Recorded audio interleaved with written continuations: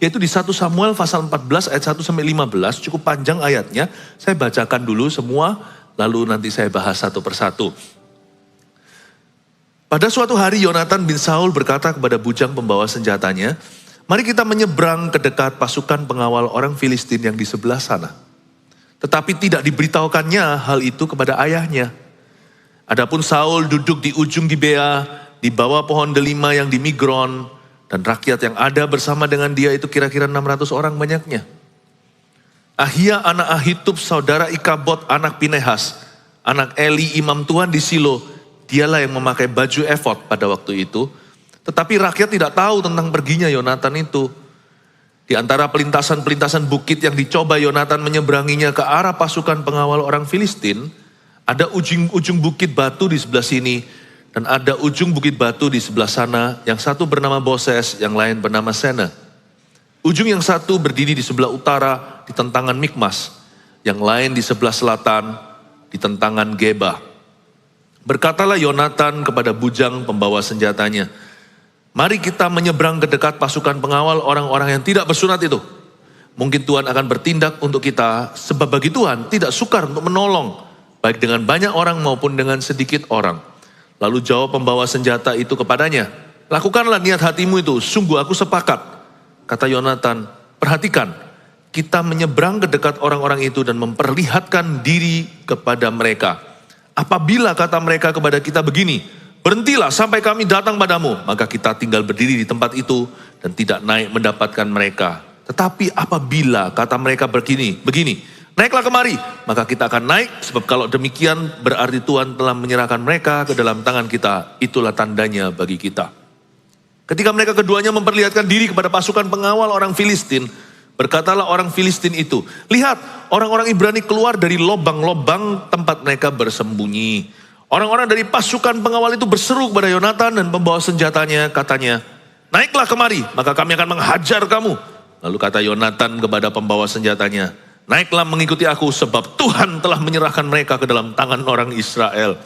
Maka naiklah Yonatan merangkak ke atas dengan diikuti oleh pembawa senjatanya.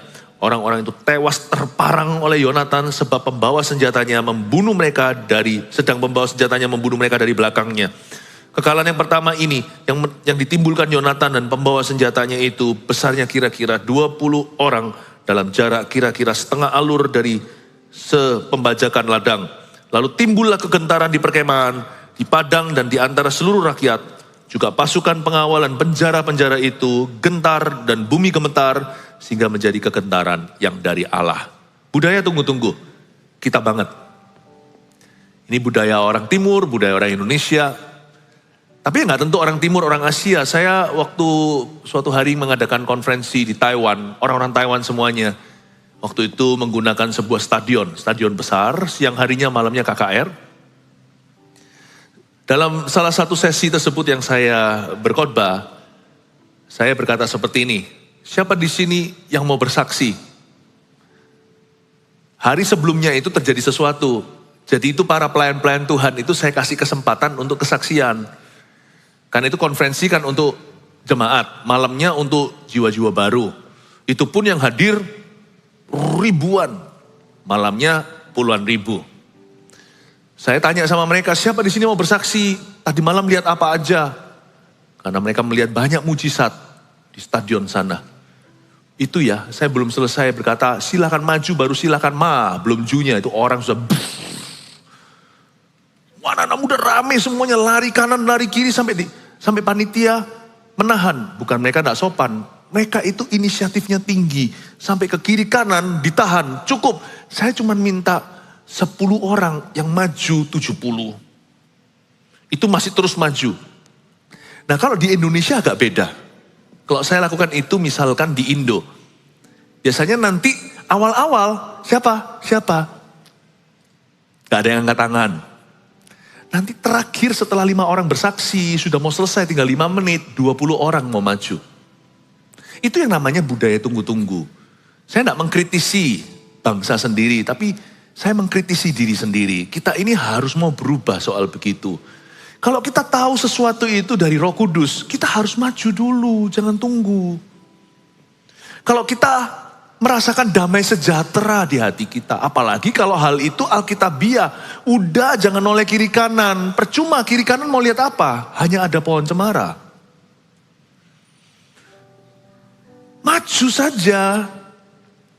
Saya rasa budaya itu membuat kita slow untuk bertumbuh, slow untuk berkembang. Bukan hanya sebagai bangsa dan negara, khususnya gereja. Gereja Indonesia, orang-orang Kristen Indonesia itu mau diberkati luar biasa. Tahun 2030 kita mengalami bonus demografi. Berarti yang di bawah umur 30 tahun anak-anak muda itu banyak banget. Korea hari ini angka kelahiran terendah di seluruh dunia. Jadi kita yang suka drama Korea manis memang, tetapi sebenarnya negara ini kalau tidak segera mencetak baby, semua tidak mau nikah, semua hanya mau hidup bebas, tidak mau komitmen pada keluarga. Nanti suatu hari, 20 tahun lagi Korea sudah tua. Indonesia, beranak cuculah dan penuhilah bumi, haleluya. Oh ya amin, gak apa-apa, tepuk tangan juga boleh. Cuman gak boleh berhenti di situ. Lah kalau kita melahirkan generasi melempem juga percuma. Kalau kita sendiri melempem.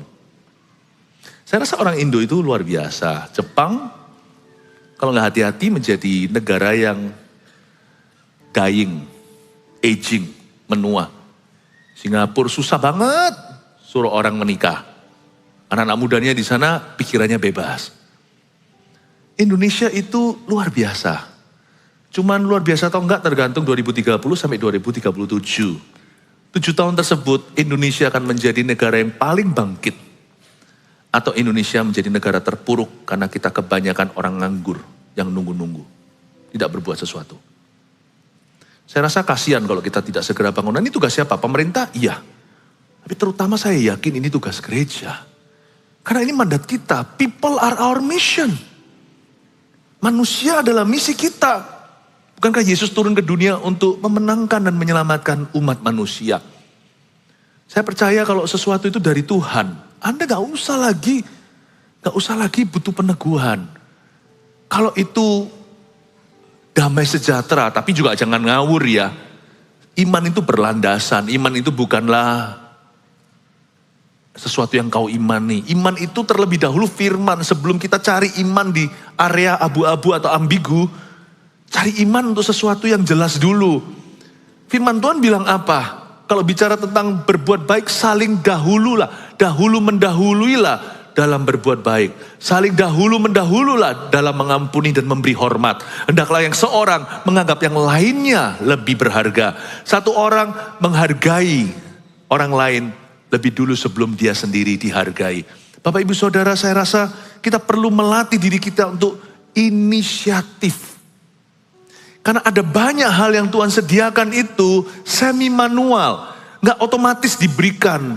Diberikan dalam bentuk kunci. Tapi kalau Anda tidak menggunakan dan membukanya, pintu tertutup rapat. Padahal di balik itu ada berkat. Nah di sini kita memerlukan yang namanya langkah iman. Iman tanpa perbuatan dalam mati. Jangan sampai iman kita besar luar biasa, perbuatan kita kecil. Kita perlu punya inisiatif. Nah sekarang coba kita pelajari dari beberapa orang tokoh di pasal yang kita baca tadi. Termasuk Saul, tentara-tentaranya, dan Yonatan beserta dengan bujang pembawa senjatanya. Mari kita lihat ayat pertama. Pada suatu hari, Yonatan bin Saul berkata kepada bujang pembawa senjatanya. Sama-sama punya bujang pembawa senjata. Jadi amunisi dan stafnya kurang lebih sama. Bapaknya Babe, di sini anaknya putra mahkota, sama-sama punya punggawa pembawa senjata. Tapi beda ternyata kelakuannya. Pada suatu hari Yonatan bin Saul berkata kepada bujang pembawa senjatanya, mari kita menyeberang ke dekat pasukan pengawal orang Filistin yang di sebelah sana. Oke, si anak punya pembawa senjata, tetapi tidak diberitahukannya hal itu kepada ayahnya. Mari kita praktekkan iman yang tidak terlalu banyak berbicara. Di ibadah-ibadah sebelumnya saya bahas dari sisi yang lain. Bagaimana kita perlu menjadi orang yang menunjukkan performa, jangan banyak bicara. Yang penting itu berbuah. Lihat ya, pohon yang nyanyi biasanya gak ada buahnya. Pohon Natal yang palsuan dibawa ke rumah lalu dikasih lampu-lampu itu. Tambah nyanyi dia, pohon terang, gak ada semangganya. Pohon yang diam-diam itu, pohon yang tidak terlalu banyak berbunyi itu biasanya yang banyak buahnya. Tetapi tidak diberitahukannya hal itu kepada ayahnya. Tidak usah kita tong kosong nyaring bunyinya. Yang penting inisiatif kita tinggi. Minta sama Tuhan supaya kita diberikan satu iman.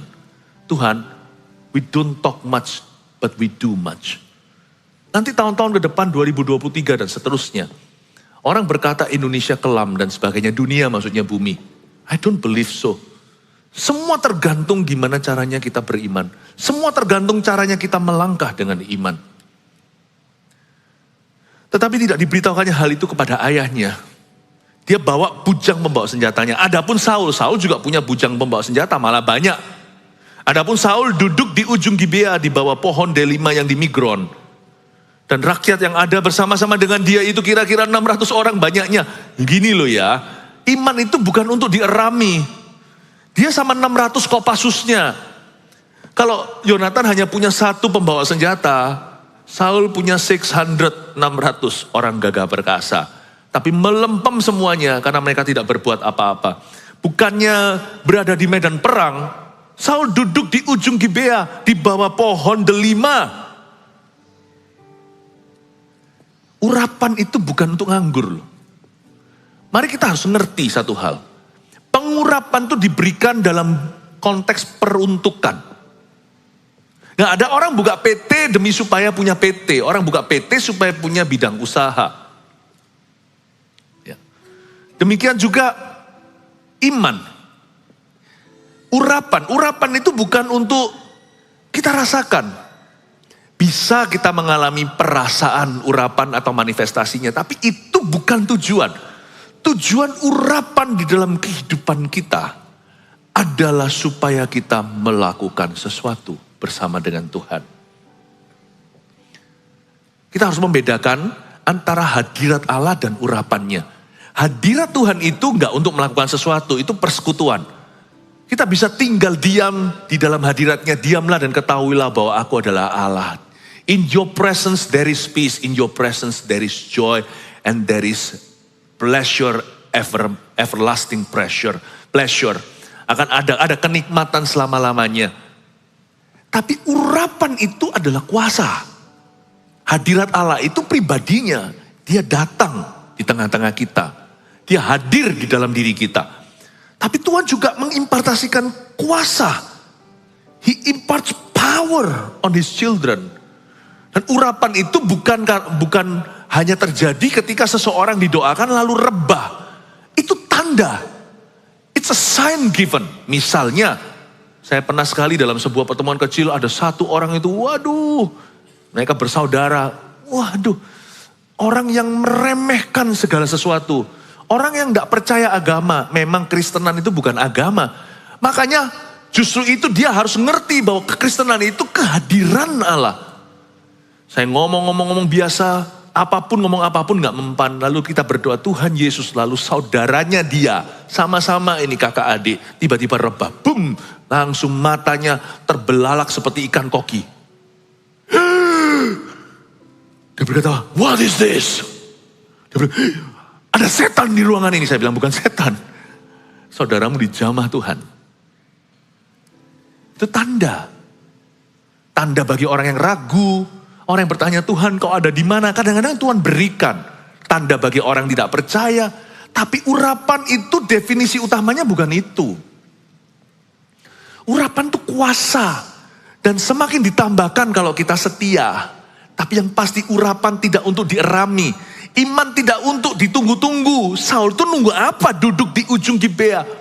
Makanya dia punya urapan basi. Karena setelah diurapan, dia duduk di bawah pohon delima. Peduli amat kalau 600 gagah perkasa itu dulu pernah mengalahkan Filistin.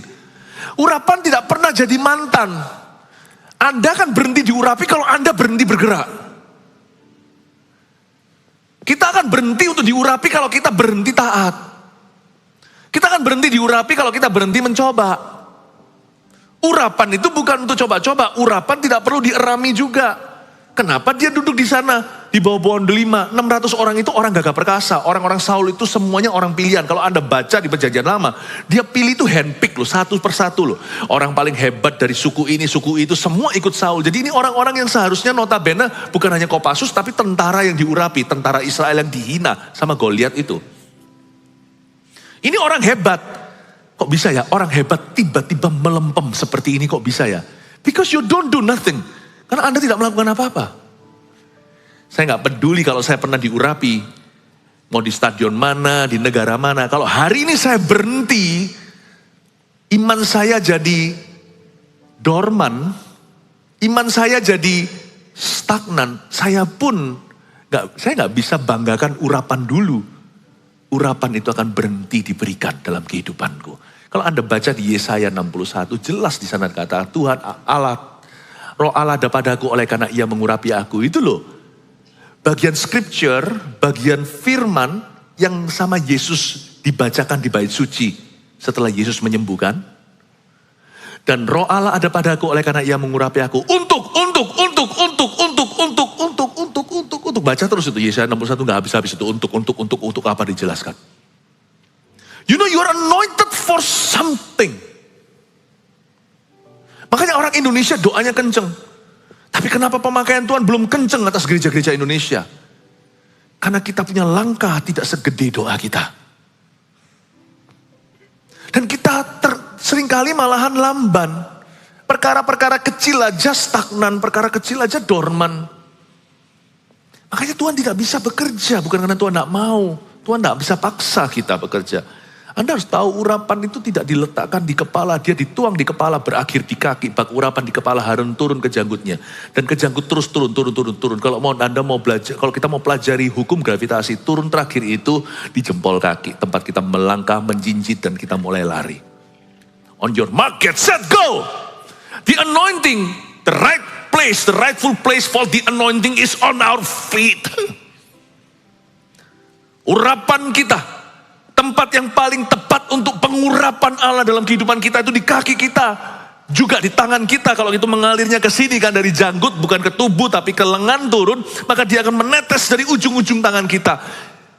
Urapan itu hanyalah untuk orang yang menjadi tangan kaki Tuhan. Yang berani melangkah, yang berani bertindak. Sekarang saya mau tunjukkan, kenapa saya jelaskan semuanya, supaya kita mengerti bahwa sebagian besar kita itu menunggu something for nothing. Kita menunggu sesuatu tanpa jelas apa itu. Bapak Ibu Saudara, stop praying already. Pastor Philip suruh saya berhenti doa. Bukan kita menghentikan hidup doa kita. Kalau doa kita mulai terkesan bertele-tele, mengulang-ulang dan menunggu-nunggu apa, tidak jelas tuh yang kita tunggu atau menanti-nanti. Stop praying, start acting.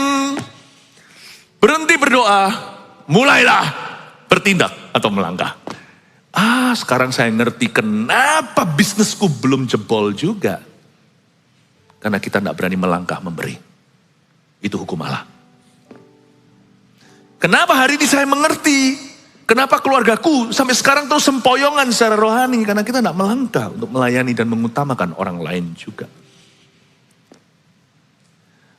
Itulah sebabnya saya didoakan terus. Gini loh Bapak Ibu, percuma. Kalau Anda punya charger, tapi kalau baterai Anda sudah soak, Anda terus cas dia, percuma. Sebentar kelihatan 100%, setelah dicabut, jadi sebenarnya masalahnya bukan di listriknya, seberapa banyak hamba Tuhan akan tumbang tangan. Tapi soak resepsi penerimaannya. Dari sini kita mengerti satu rahasia kenapa mujizat belum juga terjadi dalam kehidupan seseorang. Kenapa belum ada penyertaan Allah? Karena kita lamban dalam melangkah. Dan celaka kalau ini sudah mendarah daging jadi budaya kita. Orang-orang yang... Bapak Ibu Saudara, saya ajak kita untuk membaca berikutnya ya. 600 orang banyaknya, ayat 3. Ahia anak Ahitub saudara Ikabod, anak Pinehas, anak Eli imam Tuhan di Silo. Waduh, who's who in the zoo? Everybody was there. Semua orang ada di sana. Siapa adalah apa? Ahia anak Ahitub saudara Ikabod. Sudahlah, Tuhan itu gak fanatik sama nama. Tuhan itu gak ngefan sama siapa-siapa. Percayalah saya.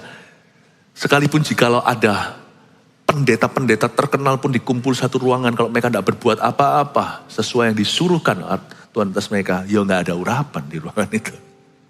Nggak ada urapan. Bener. Ahia anak Ahitub, kurang apa? Saudara Ikabod.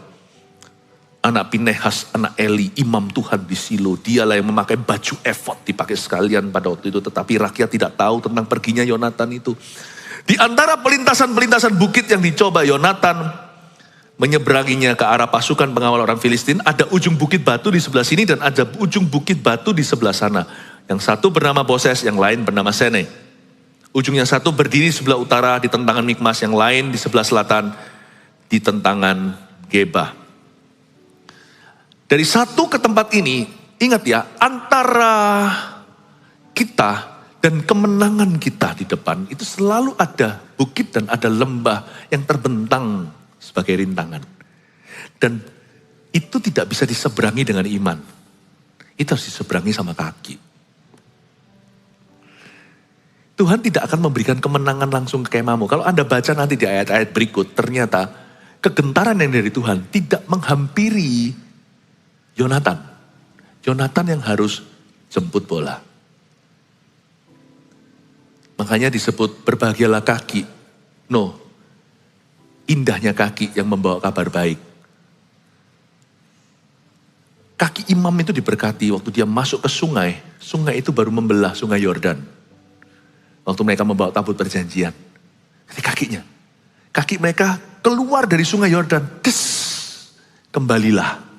Waktu mereka menyeberang masuk ke Kanaan di bawah pimpinan Yosua. Saudara coba lihat kaki Anda. Lihat tangan Anda.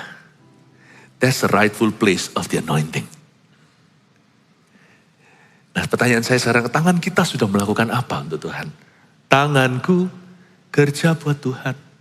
Mulutku puji namanya. Kakiku melangkah cari jiwa. Upahku besar di sorga. Tanganku kerja buat Tuhan. Mulutku puji namanya. Kakiku berjalan cari jiwa. Upahku besar di sorga. Jangan kebalik ya. Kakiku besar di sorga. Lord bless me, bless my business. Tidak terjadi. Dan saya ngomong ini bukan fundraising ya. Ini adalah prinsip. Ini adalah spiritual law atau hukum rohani. This is hukum rohani. Ini hukum rohani. Ini bukan seperti hukum gravitasi loh. Saya jelaskan jangan lompat dari tingkat 10. Nggak peduli jikalau Anda itu TL atau gembala. Kita bisa berdoa tidak ada urapan. Tapi ketika janda Sarfat itu atau ketika janda di zaman Elia, Elisa itu diberitahu masakan roti itu. Nabi makan. Minyaknya tak pernah berhenti dibuli. Saya tidak berkata memberi makan Nabi. Tapi ketika mereka melangkah atau bertindak dengan iman, there the anointing dikeskan sama Tuhan. Bapak Ibu Saudara, saya ingin untuk Anda melihat bahwa berkat yang sudah ada di depan kita itu sebatas rintangan ketaatan. Kalau kita mau melangkah, maka kita akan sampai ke sana. Ujung yang satu berdiri sebelah utara di tentangan Mikmas, yang lain di sebelah selatan di tentangan Geba.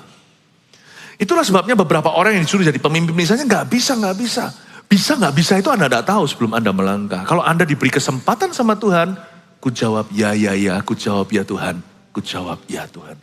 Dengar dia panggil nama saya. Waktu Tuhan memanggil saya pertama kali untuk berkhotbah, ampun deh, saya berkata gak salah. Tuhan, aku ini anak kedua. Ini saya kasih contoh-contoh aja ya.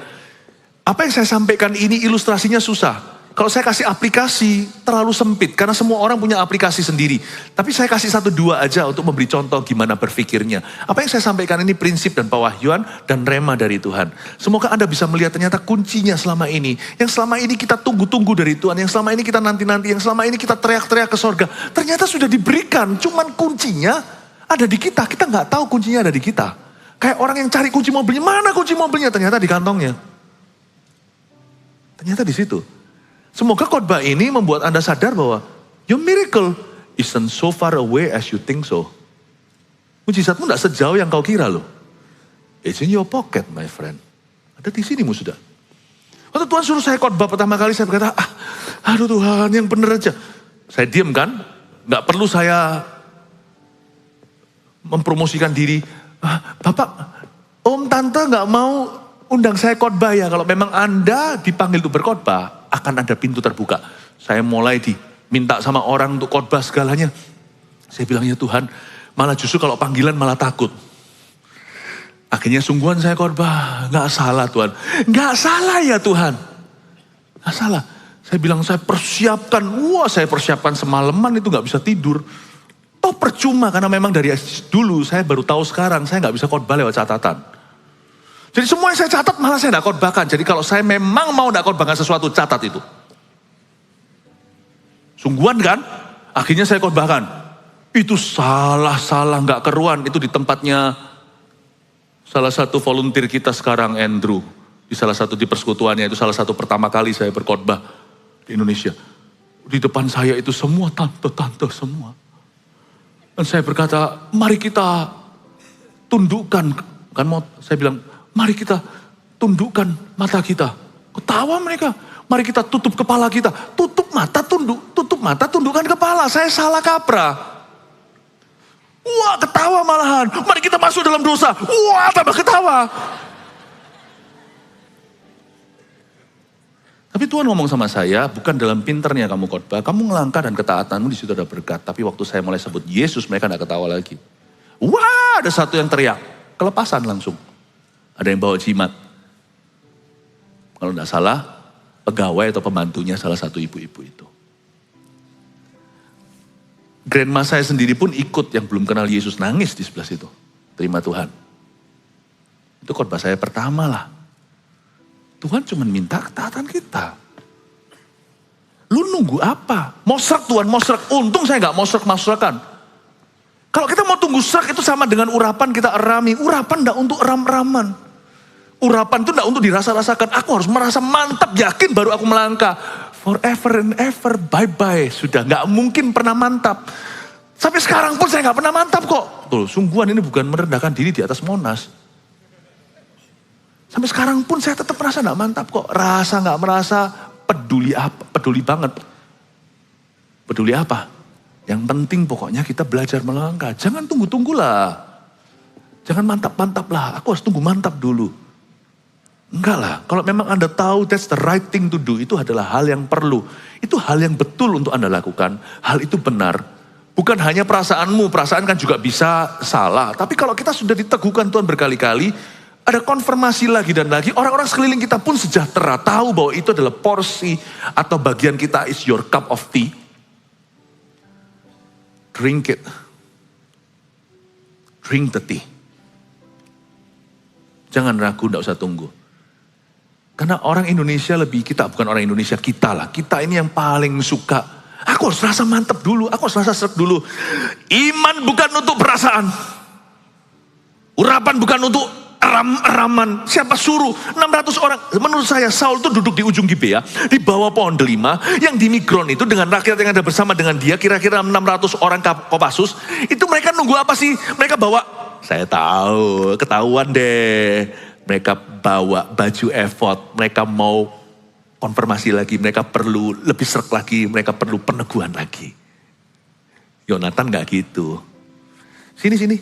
Ada satu bujangnya. Kita maju ke depan sana. Dia sudah muak melihat.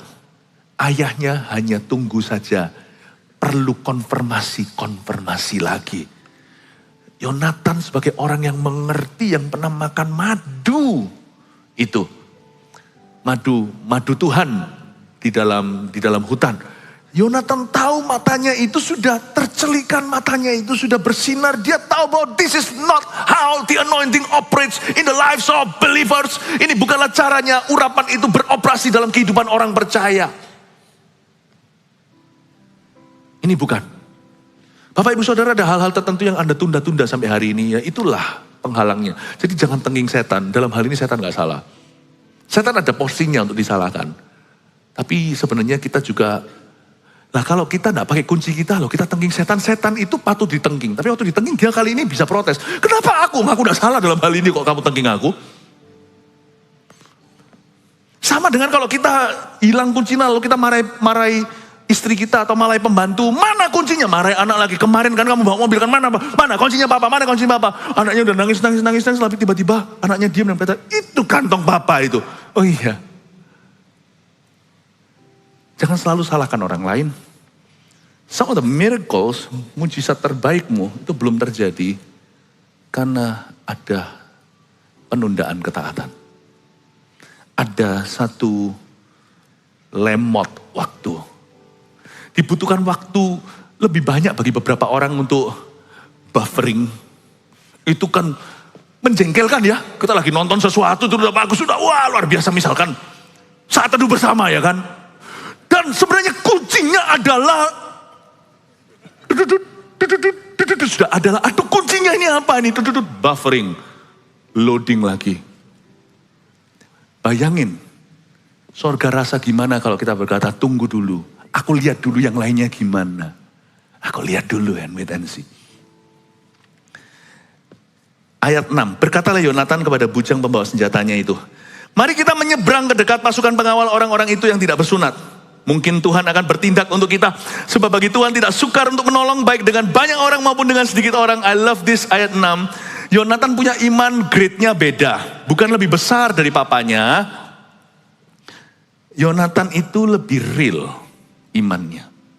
Lebih nyata. Kok bisa? Dia ngomong gini. Hey Jo gitu ya. Mungkin kalau orang Indonesia Timur ya. Jo, apa ya? Ya Jo ya. Enggak ya. Saya salah berarti ya, nggak tahu. Pokoknya sini. Berkatalah Yonatan kepada bujang pembawa senjatanya, mari kita menyeberang ke dekat. Dia pakai kata mari kita menyeberang ke dekat pasukan pengawal orang-orang yang tidak bersunat itu.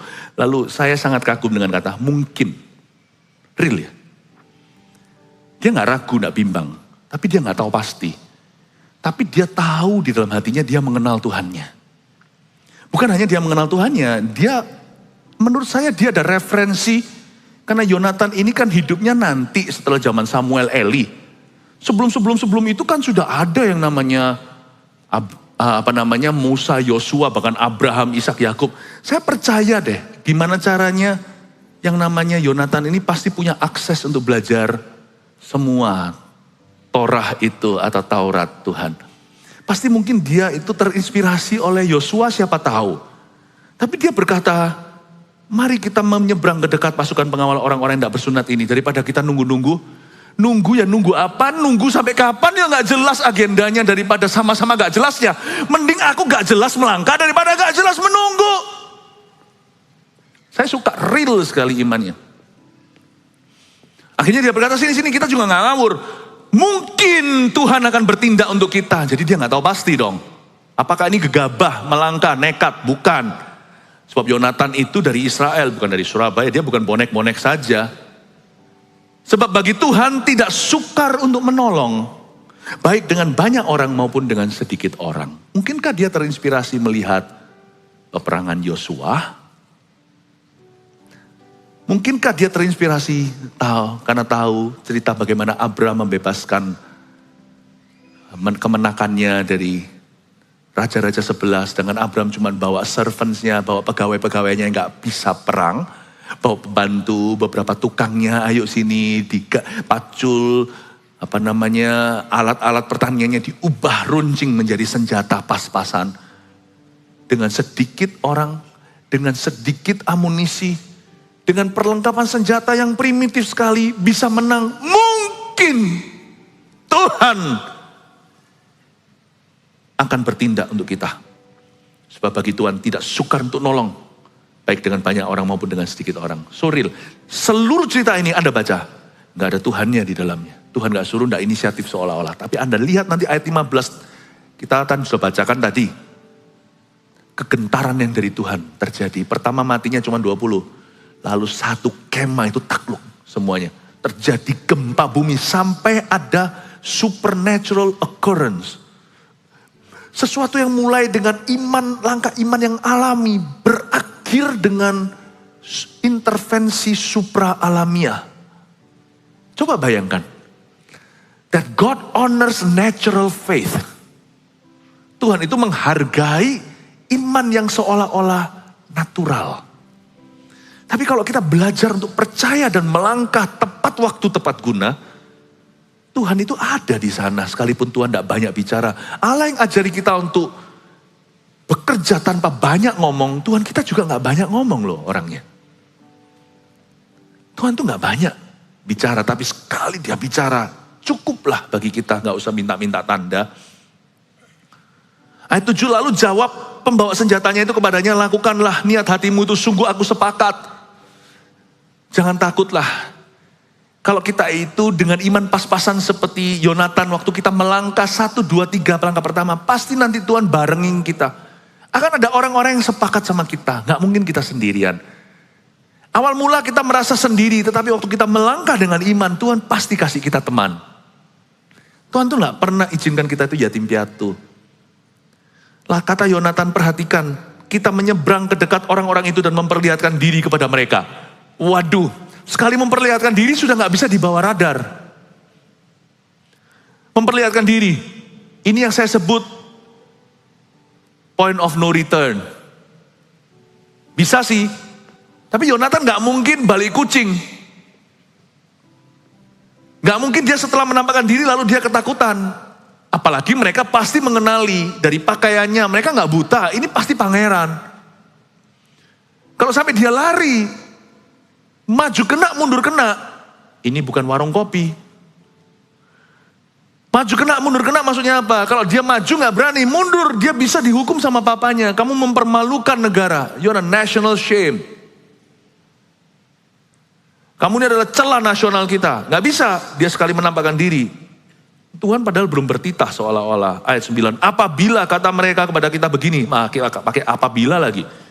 Berhentilah sampai kami datang padamu, maka kita tinggal berdiri di tempat kita dan tidak naik mendapatkan mereka. Pertanyaannya adalah ayat 9. Kalau mereka berkata berhenti di sana, maka kita tinggal di situ dan kita tidak naik mendapatkan mereka. Then what's next? Gak ada ini. Iman itu penuh resiko. Ada satu titik memang kita tidak bisa menentukan. Kalau sampai mereka berkata stay there, tinggal di sana, kami datang. Gak mungkin dia mundur dia mempermalukan Tuhan, mempermalukan orang Israel, mempermalukan ayahnya. Tapi kalau dia diam, dia bisa habis dihajar, bisa dibunuh. Filistin itu memonopoli besi zaman itu. Jadi tentara Saul ini mungkin yang punya pedang sungguhan, cuma Saul, yang lainnya mungkin pakai pacul. Tapi karena mereka punya urapan, dulu mereka bisa menang. Sekarang mereka gak ada urapan, lebih sadis lagi. Udah gak punya urapan, gak punya senjata lagi. Mendingan orang gak punya urapan, masih punya senjata, matinya lebih lama. Ini dua-dua gak punya. Coba bayangkan, si Yonatan berkata, kalau sampai mereka berkata berhenti di sana, ya kita tunggulah. Waktu itu gimana? Shira, whatever will be. Tetapi apabila kata mereka begini, naiklah kemari, maka kita akan naik. Kalau demikian Tuhan telah menyerahkan mereka ke dalam tangan kita. Itulah tandanya bagi kita. Kalau mereka berkata, come up ke sini. Nah, come on bro. Let's finish it. Kita habiskan steak ini. Bapak Ibu Saudara, iman itu bukanlah kepastian ternyata. Kecuali iman keselamatan. Kecuali iman pada firman yang tertulis ya, itu kepastian. Udah jangan negosiasi, gak perlu tawar-menawar lagi. Kalau yang tertulis itu gak usah dengar suara Roh Kudus lagi, itu sudah suara Roh Kudus ditulis lagi. Jangan sampai kita bebal, kalau sudah suara Roh Kudus ditulis lagi, itu sudah gak, bayangin. Kalau sampai kita ada makanan di depan papa, mama berkata, jangan makan. Mama sudah ngomong jangan makan, dan di mangkoknya ada tulisan silang gede, do not eat. Kalau kita sampai makan itu bebal namanya. Tuhan kalau bilang itu sudah tertulis di Alkitab. Itu berarti suara Tuhan dikasih silang atau dikasih centang. Jangan lagi kita minta peneguhan dari Roh Kudus kalau sudah ditulis di Alkitab ini. Kecuali hal-hal yang ambigu, yang gak jelas, harus dibaca konteksnya. Tapi kalau perintah langsung, apalagi kitab Injil Matius, Markus, Lukas, Yohanes, jangan ditawar lagi.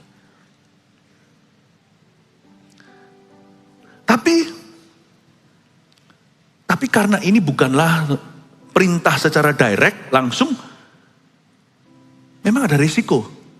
Dan ternyata kalau bukan keselamatan, bukan firman tertulis, iman itu bukan kepastian. Ternyata iman itu keberanian. Anda harus tahu, iman itu bukan kepastian, iman keberanian. Saya ingat pada waktu saya pertama kali maju ke depan untuk terima Tuhan. Tahun 92 itu maju ke depan situ. Bagi saya, bagi seorang muda sekalipun di hadapan 50 aja jemaatnya. Itu kayak mau copot-copot hatiku. Apalagi gengsi saya itu segunung dulu. Mana mau saya kalau sampai ke depan situ, kalau saya sampai geblak gimana, saya sudah ngomong gitu. Orang-orang beberapa minggu lalu ada yang geblak-geblak. Kalau sampai saya rebak itu, wah pikiran saya anak muda. Tapi ternyata iman itu tidak ada kepastian. Saya tidak tahu apa yang akan terjadi waktu saya maju ke depan waktu itu. Tapi yang dibutuhkan yang Tuhan mau dari saya hanyalah saya berani melangkah. Ini bukan hanya altar call, tapi altar call itu patron. Setelah itu, itulah patron hidupku. Jalan dengan iman.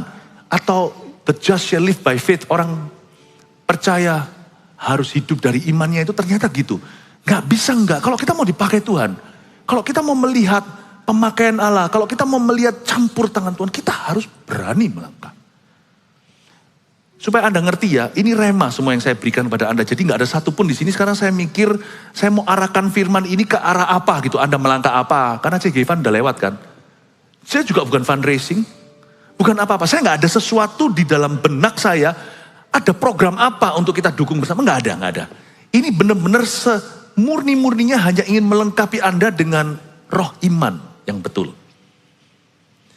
Melengkapi Anda, karena saya merasa hidupmu sebentar lagi ini Bapak Ibu, apalagi memasuki tahun baru 2023 seterusnya ini.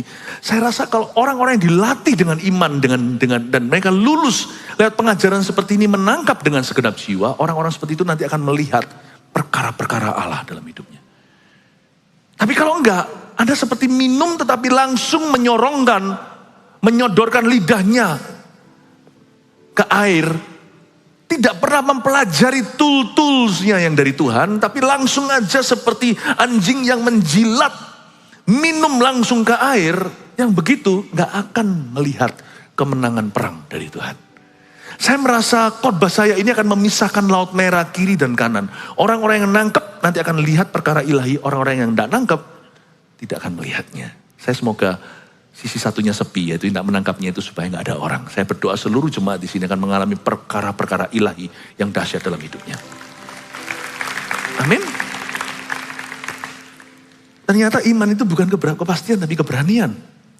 Keberanian untuk melangkah berdasar iman. Saya kasih 3 poin sederhana untuk kita yang seringkali suka tunggu-tunggu. Perkara-perkara silly, perkara-perkara yang konyol seperti... Siapa di sini mau saksi? Siapa mau doa? Di Indonesia itu trennya lama. Kalau kita mau langsung itu tunjuk orangnya. Gak mau tunjuk orang. Tapi anehnya jatuh dalam dosa selingkuh. Gak usah ditunjuk tuh. Kejadiannya malah mengejutkan dan shocking buat orang, lu kok bisa?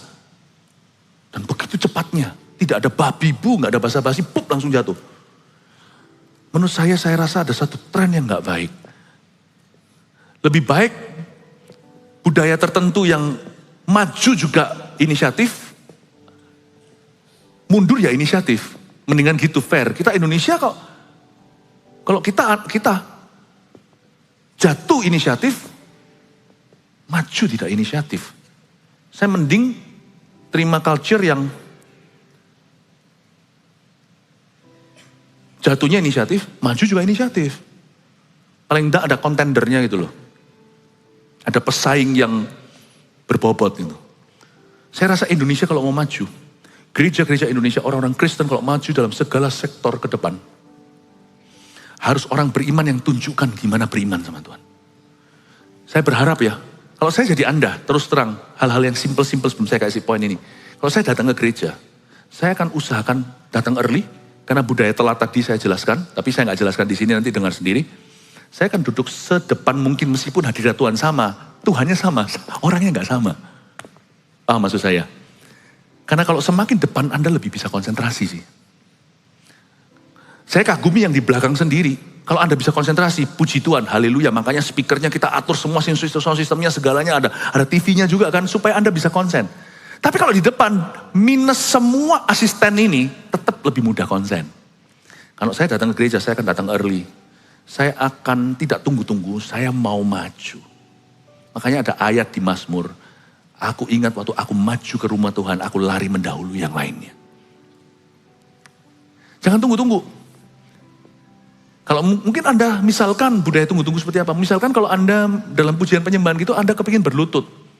Karena berlutut itu proskuneo, itu juga firman Tuhan. Itu juga caranya bangsa Israel memuji Tuhan dan itu ada di dalam firman. Perjanjian baru pun masih teruskan Paulus berlutut. Hamba-hamba Tuhan ini. Yesus berlutut. Kalau ada berlutut, jangan malu-malu. Asal kita gak berlututnya cari perhatian lalu dengan lutut langsung naik ke atas mimbar gini sampai berlutut gitu terus. Enggak, berlututnya untukmu dan untuk Tuhan sendiri, gak apa-apa. Ada orang yang mau berdiri silakan. Menurut saya kita itu terlalu nurut. Suruh berdiri, suruh duduk. Saya pernah sekali kecele dan itu malu. Tapi mendingan saya malu sekali-kali, tapi selebihnya glory. Waktu saya kemarin di Jogja gitu ya. Waktu sudah semuanya selesai, ternyata ada presentasi. Setelah itu masih ada satu yang nyanyi. Nyanyi lagu apa ya saya lupa, tapi nyanyi lagunya kayak daerah gitu, bagus sekali. Pada waktu itu lagi grand opening, bukan keesokan hari saat teduh bersamanya.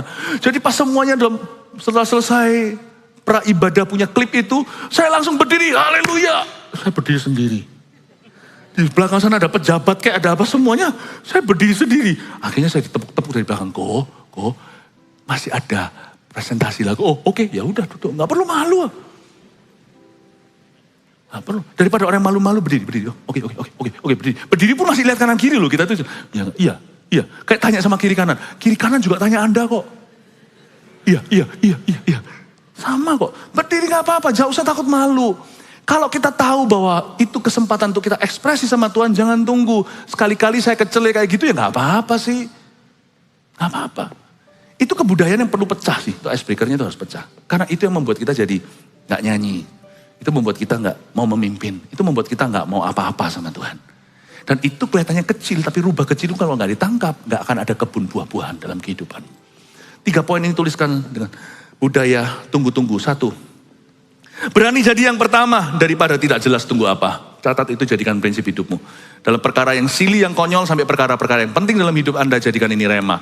1, berani jadi yang pertama. Daripada tidak jelas tunggu apa. Ya? Haleluya. 2, jangan minta tanda. Tapi penyertaannya saat kita melangkah. Loh tapi tadi, si Yonatan kan lihat minta tanda. Apabila mereka berkata tunggu, kita tunggu di sini. Tapi apabila mereka berkata ke sini, kita ke atas sana, kita hajar mereka. Itu tanda diberikan setelah mereka menampakkan diri, setelah mereka melangkah. Tapi jangan sampai kita itu anak-anak Tuhan di sini di Indonesia, atau di gereja ini, kita itu terlalu memuliakan tanda. Tanda itu menjadi Allah. Ini minta tanda memang, tapi setelah dia melangkah, setelah dia menampakkan diri, orang Filistin lihat, dia berkata, nah, next what? Di ronde 2-3-nya dia bertanya, aku mending begini atau ke situ? Tapi kalau kita, tanda itu dipakai untuk halangan kita melangkah. Kalau Tuhan gak memberikan ijo, aku gak melangkah. Tidak bisa begitu. Kalau Anda tahu itu sesuatu yang betul untuk dilakukan, sesuatu yang benar, sesuatu yang alkitabiah apalagi dan damai sejahtera di hati. Kalau Anda lihat sebuah kebutuhan inisiatif, misalnya kalau kita nanti melihat, saya cuma bisa bayangkan aja, Tuhan tuh ngomong sama saya, dalam doa saya merasa Tuhan bicara sama saya, ya ujilah. Nanti suatu hari, Indonesia itu akan selalu menjadi ajang internasional whatever. Nggak bisa dengan budaya malu-malu, nggak boleh. Kita harus berani. Kalau kita lihat orang bingung, tanya, how can I help you? Jangan tunggu. Kita tuh tunggu-tunggu.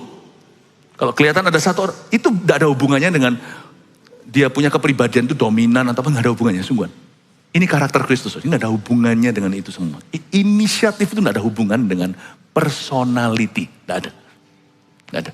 Saya dorong Anda, jangan minta tanda lah dalam hidup ini, tapi penyertaannya saat kita melangkah. Tuhan, aku akan bantu orang itu yang bengong, sertai aku supaya ini nanti malah ketemu sama sida-sida dari Ethiopia. Aku harus ngambil langkah iman. Amin Bapak Ibu Saudara. Jangan jadi jemaat yang pasif. Jangan jadi jemaat yang malu-malu. Kalau Anda tidak menyembunyikan dosa, malu apa? Gak ada yang perlu dimaluin. Asal di sini kalau kita tahu bahwa kita tidak menyembunyikan dosa, gak usah malu.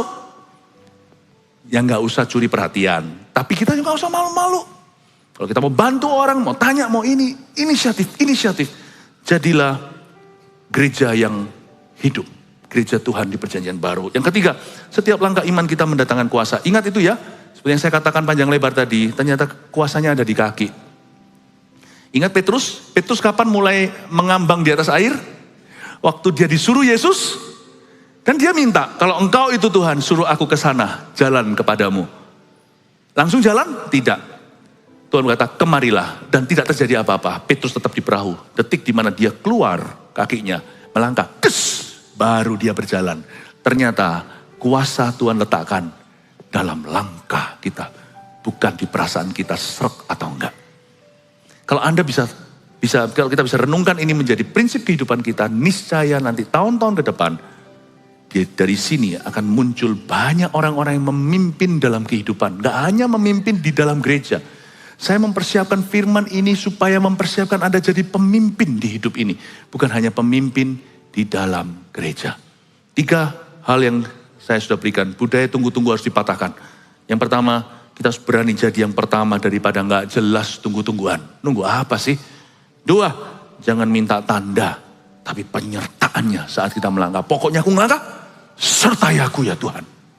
Sertai saya. 3, setiap langkah iman kita mendatangkan kuasa. Ingat, setiap langkah iman kita. Haleluya, God bless you. Dia jadi pemimpin semua.